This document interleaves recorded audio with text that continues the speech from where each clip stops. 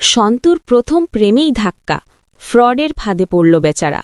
সন্তু যে এতদিন ধরে একেবারে সরল, নিষ্পাপ চরিত্র হিসেবে দর্শকের মনে জায়গা করে নিয়েছিল, এবার তার জীবনে এলো এক অদ্ভুত মোড়। প্রথমবারের মতো কারো প্রতি মন খুলে দিল সে, কিন্তু সেই মানুষটাই বেরোল ফ্রড। দর্শকরা হতবাক। এতদিন ধরে যে সন্তকে সবাই বেচারা বলে মজা করত, এবার তার জীবনের সবচেয়ে বড় ধাক্কা এসে গেল। প্রেমে পড়া মানে সুখ নয়, বরং প্রতারণার কাঁটা তার হৃদয়কে বিদ্ধ করল। গল্পের প্রতিটি মুহূর্তে দর্শকরা শ্বাসরুদ্ধ হয়ে অপেক্ষা করছে।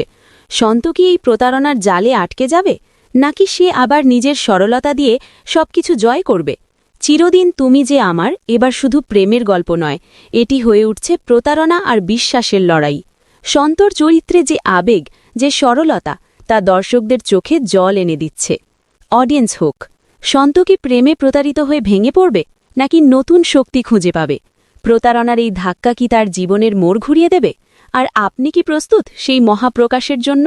দেখুন চিরদিন তুমি যে আমার, প্রতিদিন সন্ধে 6:30 শুধুমাত্র জি বাংলায়। আর যদি চান সব আপডেট সবার আগে পেতে, তাহলে অবশ্যই আমাদের চ্যানেলটি সাবস্ক্রাইব করে নিন।